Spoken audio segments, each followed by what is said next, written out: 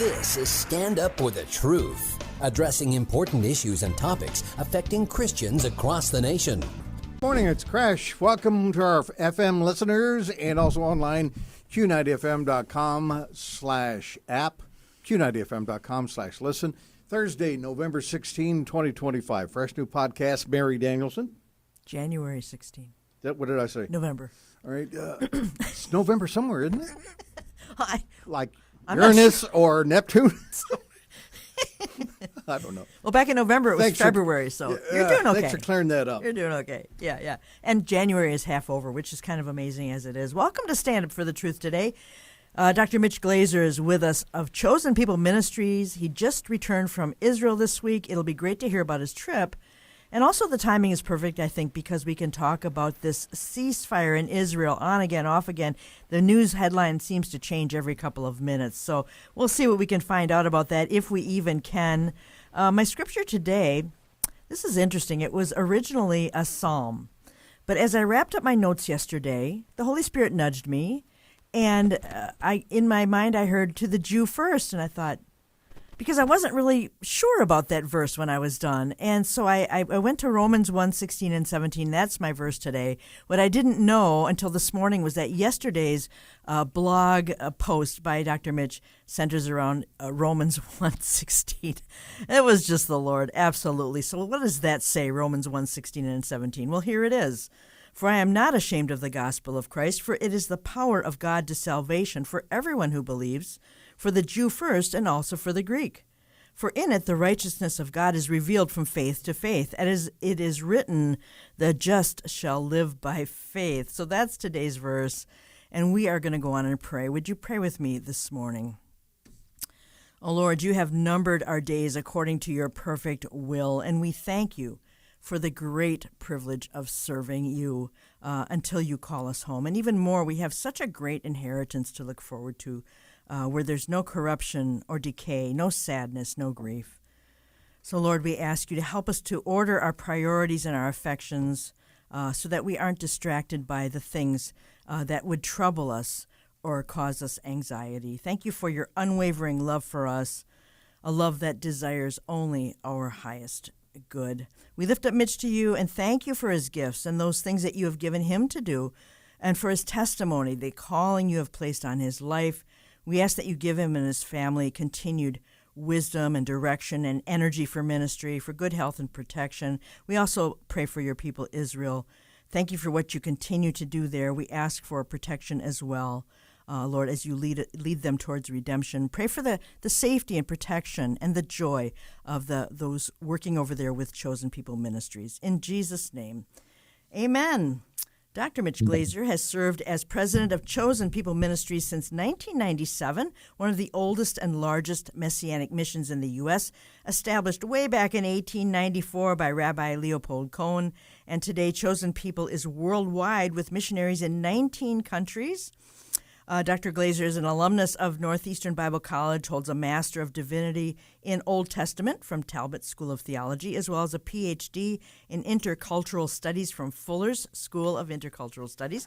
He's a co-author of The Fall Feasts of Israel with his wife, Java, and co-editor of To the Jew First, The Gospel According to Isaiah 53, and The People, the Land, and the Future of Israel, published by Kriegel Publications.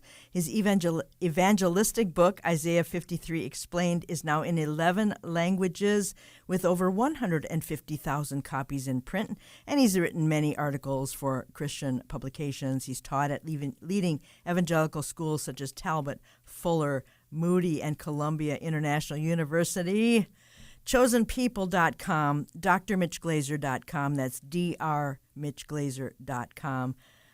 Dr. Glaser, welcome to Stand Up for the Truth today. Thank you, Mary. Thanks. I learned some things about myself. Oh, you did? Yeah. Well, I don't always have up-to-date bios, and so I just use what I have, but feel free to correct what I just said. Oh, I wouldn't add to it. I just subtract. You but would? It was, well, the good news is we're in 21 countries now. Oh, great. And but it hasn't made it to the press. But we just set up in Brazil, which has 350,000 Jewish people, very, very significant Great. Jewish community, and so we have a good team there, and look forward to God's doing a good work. But Yeah. we do Okay. have Israel on our hearts and minds, don't we? Yes, yes. And I see your website says, we exist to pray for, evangelize, disciple, and serve Jewish people everywhere. And what a great ministry that is. Now, it's difficult to also condense your story into a simple bio because you came to know the Lord during that season of great change in our culture. I mean, the 60s and 70s. Many of us got saved at that time, but a lot of foundations were being questioned at that time and discarded in this country. And you were a seeker, but you weren't looking for Jesus specifically. You were looking for something, just something, maybe you knew not what at the time. Can you tell us a little bit about your story? Because I think it's going to resonate with a lot of listeners today. Sure. Someone who was raised the way I was raised would never have been looking for Jesus, because historically, Christianity is viewed as a force for persecution and ill will by Jewish people. And so many Christians get frustrated and say, I didn't do anything. Why does my Jewish friend not like me? Or why are they so turned off to Jesus? I haven't even said anything yet. You're dealing with Jewish culture. I call Jewish people pre-offended, you know. And so you just have to get through those first parts of the conversation, let them see that you love them and care about them and that you're interested in them.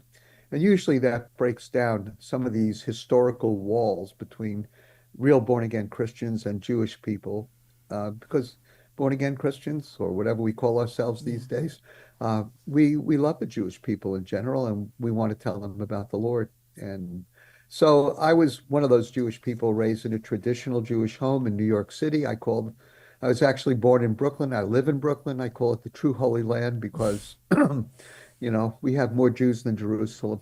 And so I was in a somewhat of a Jewish bubble and Jewish sleepaway camps, and I was bar mitzvahed, which meant as a modern Orthodox Jewish person, I went 4 days to Hebrew school every day every day. And then on the day when I wasn't, it was Friday night, and I went to services and Saturday. And so I was raised pretty deeply in the Jewish faith and religion and culture. But to be honest, it never got hold of me. And so I don't know if I was a searcher, sometimes a party animal, sometimes a seeker, but I just never found I love being Jewish and I love the holidays and never thought about leaving the Jewish community, of course, but I didn't have a relationship with God. And it was not something that I'm not faulting anyone, because they didn't have that relationship with God that I was to discover when I was 19. So here's how it happened to me. So I dropped out of college. I went to a school in Connecticut and dropped out and went to the West Coast because that's where everybody was going. And I had spent a little bit of time protesting marches on Washington, but quite honestly, I was in it for the party. I was not even politically keen on anything. And I was 17 when I went to college, and I dropped out at 17. So I was in and out. I skipped a year in New York City high school. And then one of my best friends, a young woman from New York City, also who was out there being a quote unquote hippie with us, she came to know the Lord through the testimony of two Gentile Christians who were brand new believers and part of the Jesus movement. Okay. I didn't know there was a Jesus movement. I didn't know anything about Jesus, never mind a Jesus movement, but it was happening all around me. Yeah. And so she became a believer.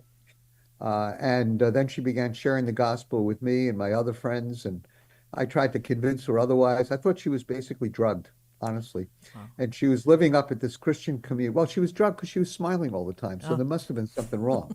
She wasn't even taking drugs. And so she went up to this Christian community in Southern Oregon. And they sort of discipled her there, if you want to call it discipleship. We probably wouldn't call it discipleship these days, but they did their best. Yeah. She came down, shared the gospel, and I yelled at her and argued with her, but eventually went up there to see what was going on. And somebody handed me a Bible, and I said, I don't read the new part. It's not my Bible. They said, so don't read it. I said, okay, I'm just going to stick to my own. And they were being very nice to me, so I was, polite and giving me a free place to stay and food. And so I began reading the Bible in English, and I'd always read it in Hebrew. Hebrew school, Hebrew, I was pretty good, but not good enough. I didn't really understand most of it, but I love the Hebrew Bible. We call it the Tanakh. I loved it in English. And my heroes were there, Abraham and David and Isaiah and Moses, and I really enjoyed it. But I was now sensitive to the idea of a relationship with God that was deeply personal. And I saw that in the lives of my friends and the other people up in Southern Oregon. And I began seeing it in the lives of my heroes in the Old Testament. And so one day I prayed and I said, God, show me the truth, which is a dangerous prayer, as we all know.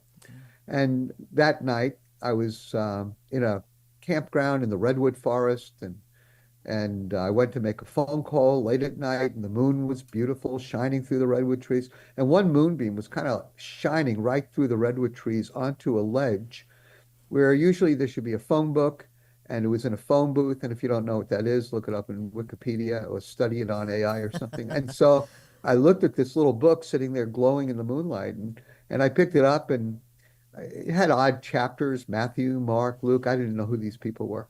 And finally, I looked at the front, and in real small letters, it said, Modern English Version of the New Testament. I realized I'd asked God to show me the truth. Now I found a New Testament in a phone booth. So I decided to read the second half, I guess, and thought Jesus was an anti-Semite and not Jewish. And pretty soon I'm reading about him celebrating Passover, Sukkot Tabernacles, and Passover. And I realized that my debate was with a Jewish person who claimed to be the Messiah.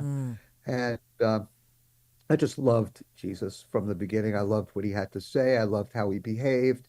He was strong, wise. I mean, he was the greatest rabbi I ever met, And so I within a week, I put my trust in Jesus. I had already finished the New Testament probably 1.5 times, and I just couldn't stop reading it. Wow. And not that I understood it, but Sure. I did read it. Yeah.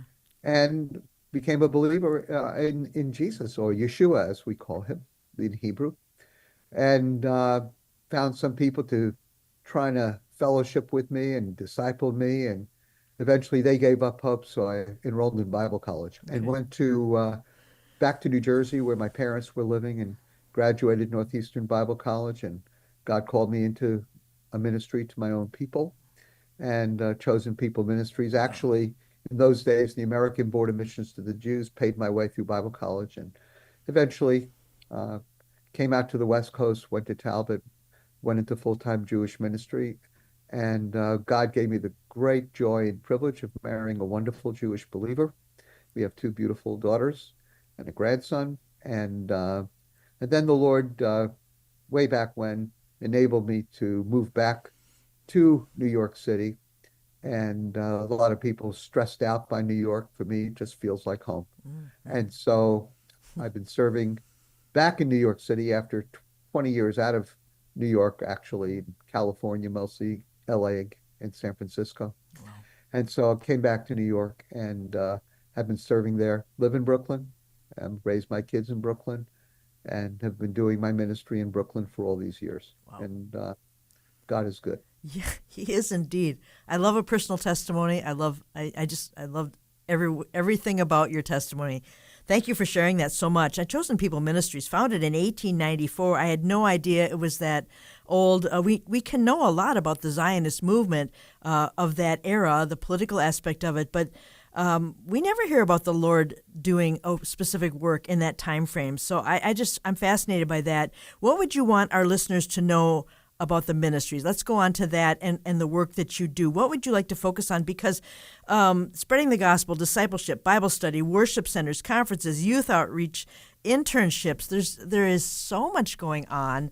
Sure. What would you like the listener to know the most about the ministry itself? Our ministry is heart to heart, person to person. Okay. We have Gentiles on our staff, and we have Jewish people on our staff. We have over, I don't know, 140 staff members in the U.S. and Great. another 100 around the globe in our affiliate groups. And everybody's doing the same thing, this tremendous unity of heart in our ministry. And our goal is to fulfill our mission statement. And so we are constantly in person, in groups, online, offline, through publications, through digital media, you name it. We are taking advantage of all these great communication tools, but we're doing what Jesus did. Jesus preached to crowds, but he was always looking for the person. Yeah. He's always looking for the person Hmm. who in whom God was working, and when you find that person, then you're able to share the good news and then be able to disciple them. And so we do it in many different ways, in many different countries, in many different languages. Where our headquarters, our global headquarters, is in New York City.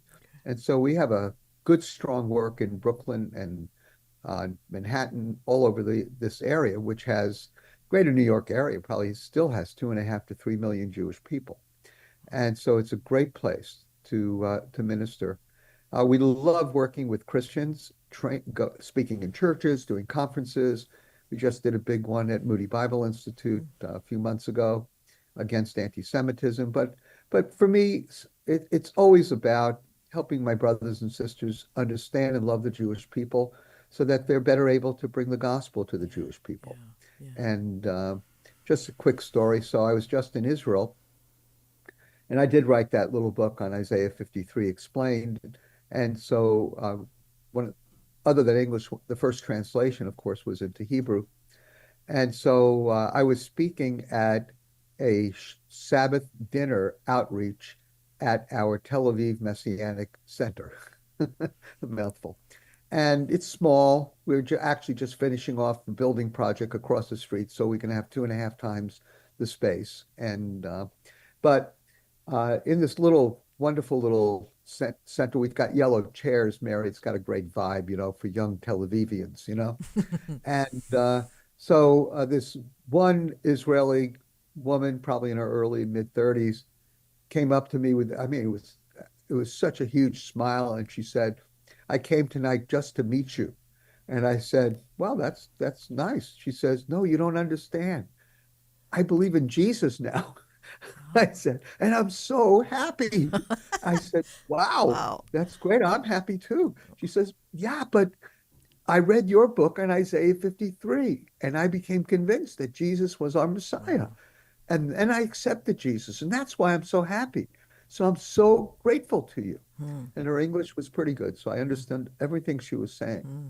And then she shared with me her background and her testimony. We ate, there are a lot of people eating Shabbat dinner, and by God's grace, I was able to sit next to her and hear a full story. And that's what brings my bell, Mary. That's what makes this chosen people world go round. Yeah.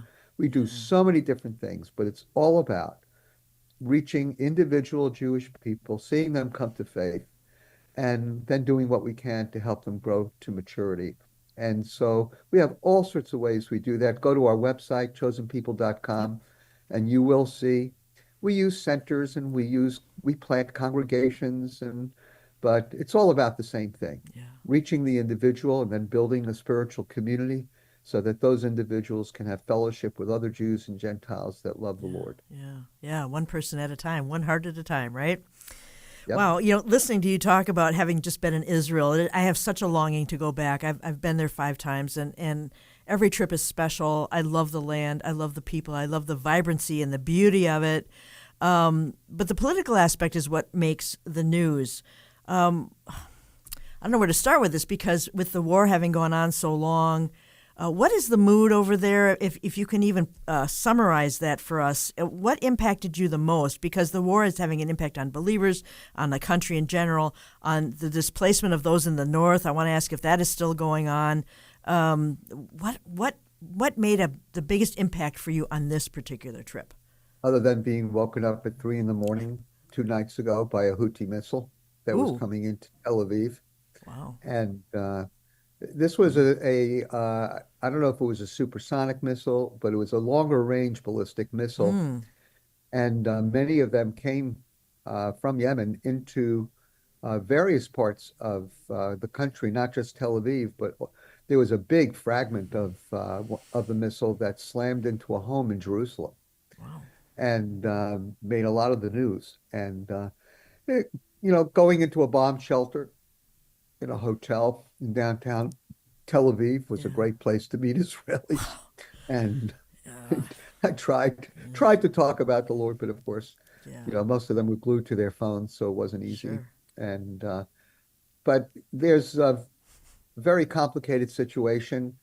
Mhm. There's no doubt that the strategists with Hamas were paying close attention to the state of Israel politically and culturally. And so when they attacked on October 7th, Israel was already at a weak point, and when we're divided, we're weak. And so there were Mhm. major protests back in 2023 Yeah. over what they call judicial reform. Sure. I remember Uh, that. Hmm. Israel is a democratic country like the United States and cherishes the separation of powers, just like we do. Hmm. And so uh, the goal was, and this was the division. I'm not commenting. If you want a political analyst, I'm a missionary. Yeah.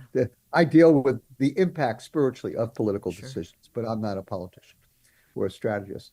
But I was there and I read everything, and so there was a division about the role of who had the last word, the Knesset or the Supreme Court, basically. Hmm. Right. And that's dividing the Israelis, but it's a deeper division, which most people in America and most Christians don't really get.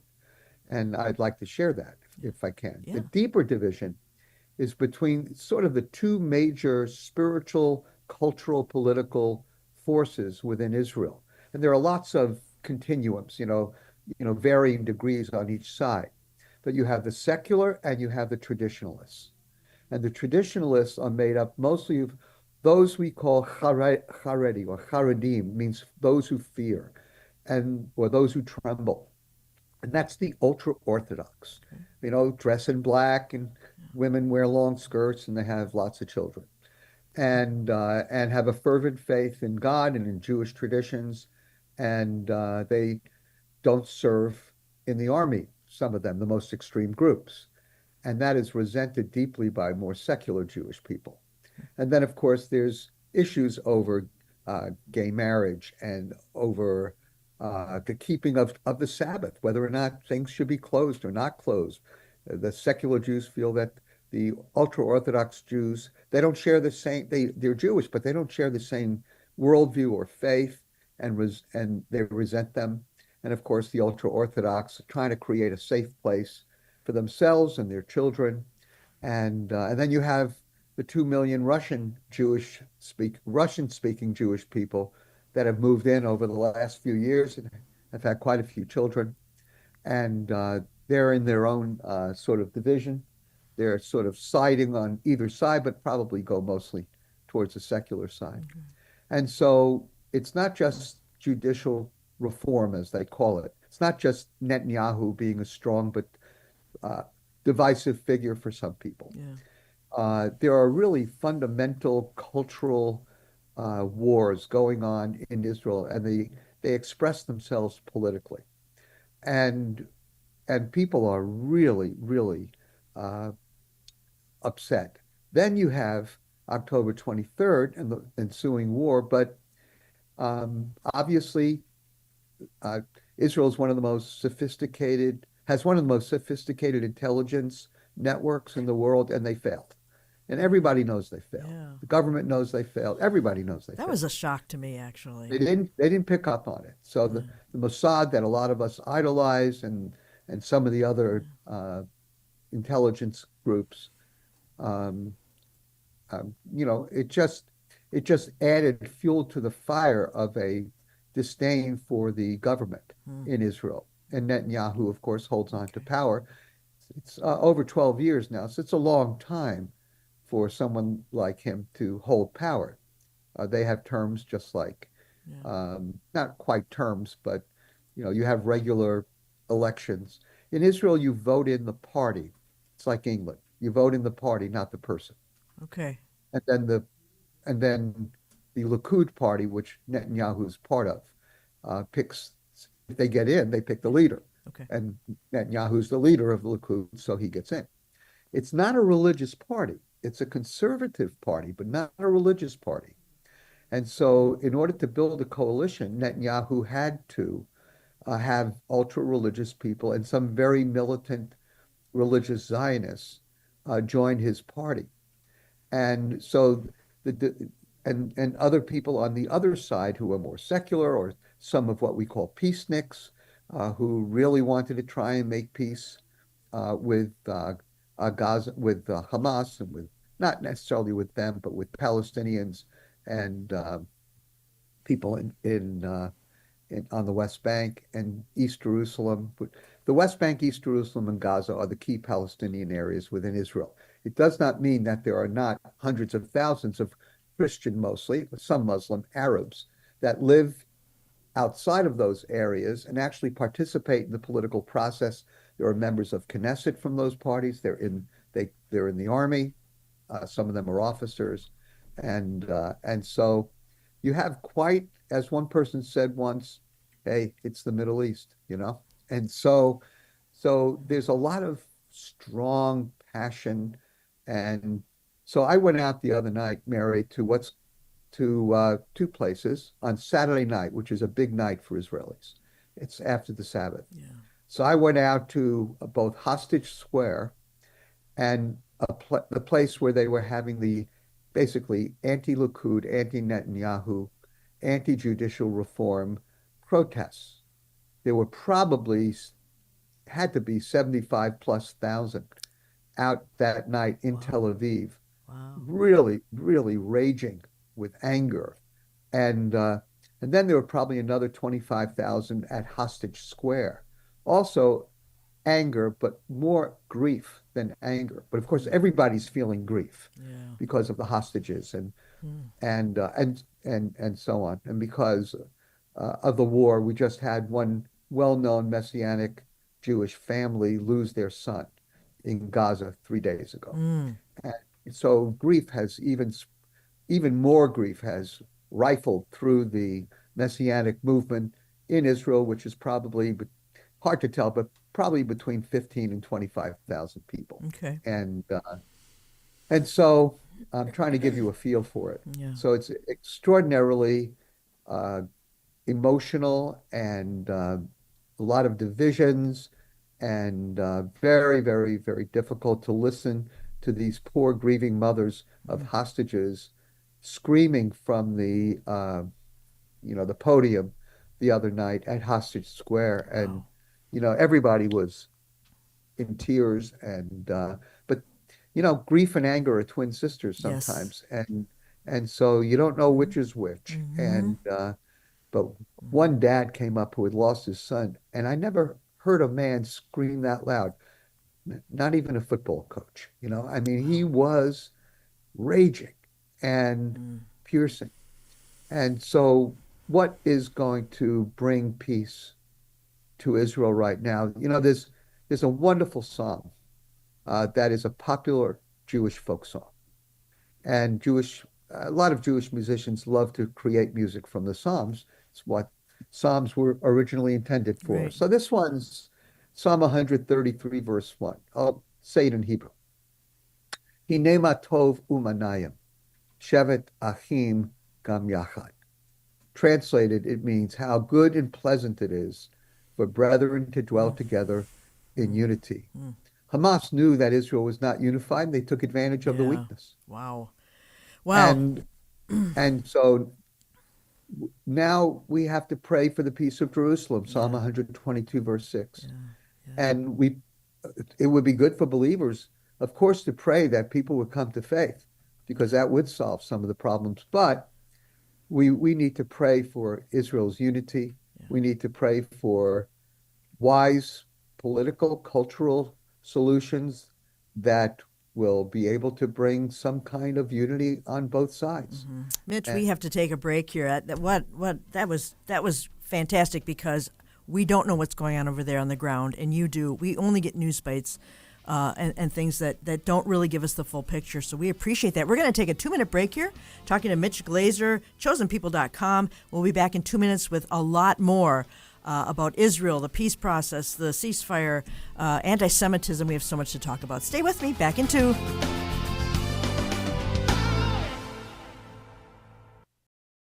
Thank you so much for sharing today's Stand Up for the Truth video podcast. We invite you to check out our other headline news site, ctrnn.org. That's ctrnn.org. Feedback, questions, and topic suggestions are always appreciated. Email us at comments@standupforthetruth.com. Welcome back to Stand Up for the Truth. It is Friday. No, it's not. It's Thursday, January the 16th. I lost track of my time here talking to Dr. Mitch Glaser, chosenpeople.com. He's been heading up Chosen People Ministries since 1997.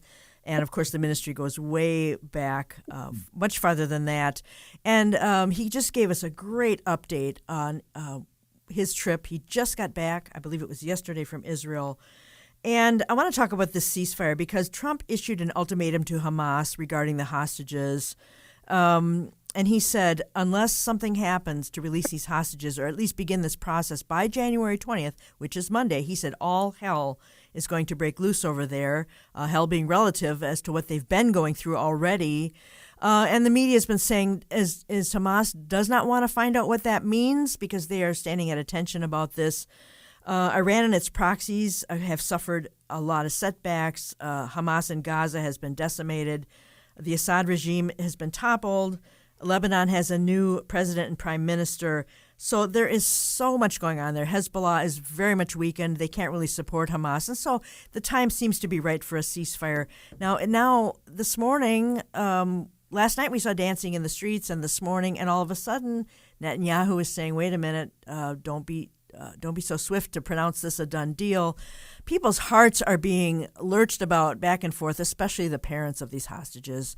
It is so difficult. And Mitch, can you help us with this? What are your thoughts on this ceasefire? I don't know. Several years ago, someone said ceasefire just means rearming. We don't know what to think about this. What are your thoughts on this? Sure. Well, number one, if one hostage is released, that's a great thing, Mm-hmm. And if 33 are released, that's even better. Yeah. But the problem that's being debated is the cost. We have to remember that Sinwar, who orchestrated October 7th, 2023, was a political prisoner in prison for murder. And he was set free in the Gilad Shalit transfer of prisoners. So Israel traded some years ago one Israeli who was captured, soldier, for hundreds and hundreds of convicted terrorists and murderers. Now we're talking about thousands. And so it's a very difficult issue, and of course the ceasefire, I think, is for the ceasefire is tied to the release of hostages. The first tranche is 33. The second will be more. We think maybe there's over the 33. We don't know how many of the 33 are alive, actually. They might be transferring dead bodies. Oh, gee. And so, but there should be 70 or 80, maybe, who are alive. It's so hard to tell, okay? Over 100 were released, 270 were captured, and there's been a number that we know have died in the interim, but we don't know how many are alive or where they are or anything like that. And so we all understand in Israel that the ceasefire is one thing. The repatriation of 1 million Gazans into the northern part of Gaza or wherever, northern or central, wherever they're going to be, the removal of IDF troops from key positions within Gaza. These are all the cost for these hostages. Now, that's what Israel's weighing. And of course, at the last minute, even though Qatar and Egypt primarily are doing a lot of the negotiation, they don't really have they don't have a lot of control over Hamas. Okay. And so we don't know whether or not the ceasefire will hold. They don't know whether or not, we don't know how many hostages we're getting back. And so it's just a lose-lose situation for Israel. And then there's what they keep calling, it's a sort of a catchphrase, they call it the morning after. And the morning after refers to who's going to rule Gaza after all this is said and done. Rebuilding Gaza, there are probably a lot of countries, probably China. That's my non-educated opinion. Okay. But there'll be a lot of people that'll be very lucrative for somebody to rebuild Gaza. And but there's a real debate as to whether or not Israeli Defense Forces should stay within Gaza to keep the peace, beef up the Rafah exit, and some of the other ways in and out of Gaza. Wow. I've been down there, not this trip, but just a number of months ago, and I visited. There's what's known as the Gaza envelope, and there are kibbutzim and moshevim and little towns all the way around the outside of Gaza, which is where the Philistines used to live. Okay, and that was the area, and a kibbutz is sort of a collective farm. It's a socialist experiment made by European Jews who were more socialists, which was more popular in the 20s and 30s and so on. And a moshav is different than a kibbutz. That's where you have private ownership of property. And so those are the two major differences. But otherwise, they're a lot the same. But you have these really gorgeous farm, and I mean, some of the homes are beautiful. I mean, but they're very close to the Gaza border, and that's where they came in on gliders and cut through fences. And the Nova Festival, which is where over 100 of the young people were taken from, was a music festival, and that was very close to Gaza. And it was in sort of a big open field type of place, good for an outdoor concert, but it was near Gaza. And so they were able to get there quickly. And so we have to understand that there are a lot of challenges. You know, do Israelis want the Palestinian Authority? Mahmoud Abbas and maybe his successor, who in the Israeli opinion they're all one step. They're descendants of Yasser Arafat. They're not exactly friendlies, Right. you know, Right. and they've gotten money from Iran too. And so the question is, who's going to run the place afterwards? So it's fraught with challenges. It Right is. now, we're focused on getting some of these people, including the two little Bebas babies who went in there when they were 1 year old and a couple years old. And we believe, I think the mother was killed. I'm not sure about the father. We don't know. And so getting the hostages back is, of course, what all these dear, precious Israelis are crying out for. And I'm a parent, maybe you're a parent, Mary, and, you know, and it's unbelievable torture, you know, for the parents. But on the other hand, we know that there's a price that everybody's going to pay. Yeah. And that price to pay might be another 50 years where things will be okay for 10 years. But then in that 11th year, things will have been reorganized, and the people that we set free, the terrorists that were set free, will bring in an even worse attack, something more horrible than October 7th, 2023. Yeah. And so that's all that's being talked about right now. Okay.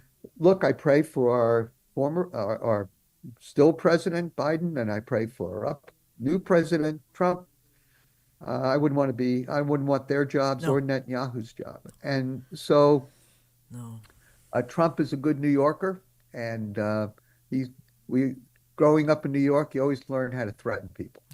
And we use our mouths. Yeah. And sometimes we don't. Sometimes we use force, you know. Yeah. But so I mean, I think as a fellow New Yorker, I understand what the future president is trying to do. He's trying to get people to pay attention and Yeah. to take action. Yeah. Realistically, Right. what he can do, or what the the U.S. military, which by the way has been really great for Israel, or else Israel wouldn't be there. Hmm. We had two major attacks. We have all of where does anybody think we're getting in Israel getting the missiles for the Iron Dome or for David Sling? Everything's coming from the U.S. So, maybe, a lot of us don't like the politics of the thing, but I'm grateful to God for the United States of America, Yeah. because I believe I'll bless those who bless thee and curse those who curse thee. And I Absolutely. believe that the U.S. has been blessing Israel Yeah. and protecting Israel. And it's part of the reason that I think, we are blessed with so many fervent, Jesus-loving Yeah. believers in churches and Yeah. missions and so on. Yeah. So I don't understand the nature of the threat. It hasn't been explicit, Okay. uh, but we believe in the peaceful transfer of power. And once again, Hmm. even though it didn't seem as peaceful, we didn't have a revolution. And the new folks will come in, and we will pray for them. And we're going to be Romans 13 people. Yeah. And I don't know what Trump has up his sleeve, but having been Yeah. there, um, I, I don't know what can actually be done. And of course, we talk. So that's what I pray for. I Okay. don't know the nature of the solution. Yeah. Does Hamas get threatened? Yeah, Yeah. but maybe not by the president of the U.S. Hmm. Well, or But maybe because the he, president of the U.S. can threaten people who uh, who can threaten them. yeah. We don't know, because Yeah. Mary, there's not a lot to destroy in Gaza. Yeah. No So kidding. even if we say, if you don't do this, we're going to come in and put U.S. ground troops and tanks and give Israel more planes and everything, Yeah. there's just not a heck of a lot to pulverize right Yeah. now. And I don't know, but Trump has, I think, just a moral compass. And what's been missing for the last 8 years, or 8 out of the last 12, is just that moral compass. And I think that he follows through. And that's what I think American people, that's one of the reasons they chose him, because they're tired of this vacillating, equivocating about what's right and wrong when it comes to Israel. I think the world with a United States and a fledgling newborn state of Israel was necessary. I think God has America here for a reason. It's only been, it's close to 250 years, but still, the world went on for a very long time without America. But when it comes to Israel, God has used America greatly Yeah, to shelter Israel. I for one, as an American Jew, am proud and grateful to the Yeah, U.S. yeah. So what what is in the minds of others, um, Trump or Rubio or whoever is Mhm. going to be put in, who's going to handle some of this stuff? And Mhm. Huckabee should be a good ambassador. But Absolutely. again, we we don't know. We just know the threat. We don't have any idea actually who the threat's against. Yeah. But I'll tell you what we do have. Uh, Israel made up for some lost ground, and they have been slowly taking out the leaders of Hamas and Right. Hezbollah, Mm-hmm. and uh, and then on top of that, I mean, to everyone's surprise, you have uh, Assad leave, you have Yeah. the new guy come in, but they're basically Al Qaeda graduates, and we have. We don't know. I mean, anybody who thinks that they are not jihadists needs to go back and take a good look Yeah. at what happened. So they are jihadists. The question is, what are they going to do? And the new president, the prime minister of Lebanon, has also been heavily influenced by this. So let me talk about, Mary, just for a second, what the real issue is here, in my opinion, Okay. not just geopolitically. Sure. Uh, um, there's a debate, of course, as to whether or not Islam is a peaceful religion or a non-peaceful religion. Let me say this from what I know and what I've experienced. Islam is a big religion with hundreds and hundreds and hundreds of millions of followers. And just look at our church. Look at the church. If somebody says, well, the church is like people who have been believers a long time and know our church in the United States will say, well, our church is very diverse. We have different views on the end times. We have different views on the gifts of the Spirit. We have different views politically and culturally. I mean, come on. The U.S. church is so different. I would not use the word divided. I would just say different. Yeah. There's a lot of differences among the major one is Sunni and Shiite, but there's a lot of differences. And so you have this strand of jihadist, apocalyptic, West hating, Jewish hating, the God of Israel hating group of people. It may not be every country and every person, but we know that it has a foothold in Iran. It has a foothold, therefore, with Hamas and Hezbollah. It has a foothold in parts of Africa. It has a foothold now. Still, everybody thinks Assad's gone, everything's good. But these guys are closer to that jihadist mentality than Assad was. And so the question is, who is our battle with? Forgive me for sounding overly philosophical, but the people who have said that we're in an existential battle for survival, both of the West and of Israel as our representatives, so to speak, in the Middle East. It is an existential battle. It's a battle of ideology, and Mary, it's a battle of religion. Yeah. And here's what's wrong with the U.S. and with the West. We don't take faith seriously. And because we don't take faith seriously, we don't understand that there are a whole group of people that would rather die, kill their own people, destroy other people, mutilate bodies, all because they have a certain view of the afterlife. And Westerners say, oh, come on, it's all political. No, it's not. It's religious, it's ideological. And so it's like you ever play whack-a-mole? Yeah. You have any good fairs up where you are, Yeah. So you smack the mole down in one area, what happens? Pops up in the next area. That's and you say, I thought I just got rid of that thing. And that is at the root of the problem. That this is a philosophy, a type of Islam believed by, maybe 100, 200 million people, maybe more. Yeah. And so this is not going to be over so simply. No. I agree with peace through strength. And I think that we and Israel need to do this. The sad part about the whole thing is that the rest of the world won't let Israel win, because winning comes at too much of a moral cost, according to the West. But they don't live there. How do you feel about innocent people dying, Mary? How does any of our listeners feel about truly innocent people dying? We feel horrible.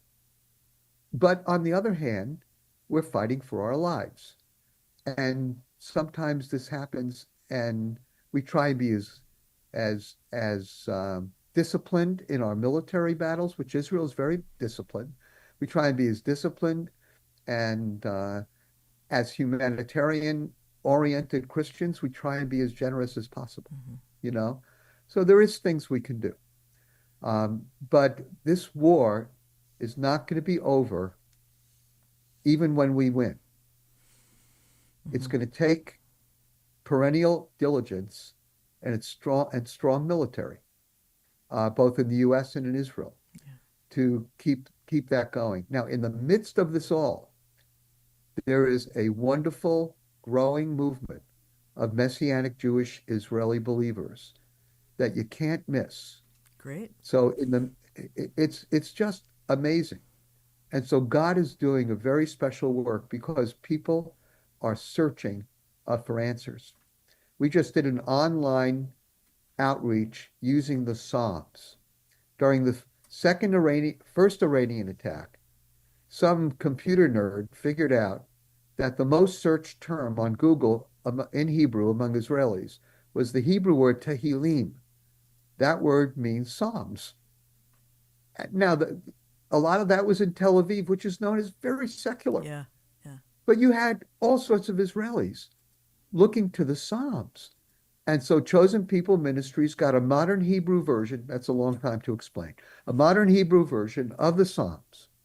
And we made an ebook out of it. And we've now had close to 10,000 Israelis download our ebook of the Psalms because of our Facebook and other kinds of ads. And we're able to follow up on them. That's great. And so people need hope. But, God is not asleep. The Lord works during tough times. And so when I ask for prayer, of course I ask for prayer for the hostages, for the ongoing, I just pray for Israel's victory, to be honest with you. I don't know if that's a good Christian thing to do or not, but I do. So I pray for Israel's victory and for mercy for the innocent, and I pray for the church in Israel, because there is a growing body of believers that need our prayers and they need our support and they need hope. And when it comes right down to it, you're never going to find hope in this world. Yeah. Never. Jesus said that he's overcome the world. And if you just interchange hope and peace, you can see that. And I see it in this visit to Israel among those who are looking for political situations, and the level of hopelessness without the Lord is so profound. Wow. And we have hope because we have Jesus. And with all of the political and other, I'm praying that these things will work well, but most of all, and I hope that our family in Christ listening today will hear this very, very plainly. Please pray that Israel will not lose hope. Pray that the believers will keep turning to the Lord and find hope. Yeah. Because ultimately, this is a spiritual battle. Absolutely. And I believe that Satan has gotten hold of this jihadist movement and is using it to try and accomplish his unholy purposes. Absolutely. And we need to see that. And when we pray, we're doing battle. Look, read the book of Daniel. Yeah. We are doing battle. And my prayer is that Israel will win the battle and that Israelis will have hope. I don't know if I didn't get to some of the stuff you wanted me to get to, Mary, so ask quickly. That's fine. We only have a couple minutes left. And my last question here is, what can the U.S. do? What can Christians do? How can we support you? I mean, and we can support you financially, correct? Absolutely. You can go to chosenpeople.com, and it's a rich website. It is. The other half of our mission statement, Mary, is that to pray, serve, pray, evangelize, disciple, and serve the Jewish people, and to help others do the same. Well, the others are our brothers and sisters in the Lord. And so we have so many rich resources to understand the Bible through a Jewish lens, to deepen your understanding of Israel and the Jewish people. I mean, go to chosenpeople.com, and of course you'll find out about some of the ministry activities. We have great videos on our YouTube site that are really, really enriching and educational and spiritually inspiring. So go there. And then we're dealing with the whole issue of anti-Semitism, so we've created a web presence called opposeantisemitism.com. Just oppose anti-Semitism. And we've created a group called the Coalition Against Anti-Semitism so that Christians can raise their voice against this terrible effort from the pit of hell, really, to oppose anti-Semitism. We are out of time. Mitch, I am so grateful for your insights. I mean, this has just been a great hour because we read the headlines here, but we don't always get the feel from your heart of what's going on there in the heart of someone who this is your entire life, and we are grateful for your labors for the Lord, for your gifts. God has used you. I really recommend that people read Israel and Jewish Evangelism Today. That is the blog post from yesterday. How to evangelize? How do you evangelize the Jews without even using the New Testament? And there's so much on the website about that if you want to learn more about that. So thank you so much for being with me today. I hope we can do this again sometime. Hello, Mary. All right, God bless. Tomorrow we're going to have some headlines. Got a lot to talk about with that, with California wildfires. There's so much going on. Tuesday, Jim Fletcher, and there's no coincidence either with the timing with Mitch today and Jim on Tuesday, so we can talk more and more about Israel. We need to do that. Philippians 1:9-10, and it is my prayer that your love may abound more and more with knowledge and all discernment, so that you may approve what is excellent, and so be pure and blameless for the day of Christ. It is Thursday. We'll be back tomorrow with more. Thanks for joining me today. God bless.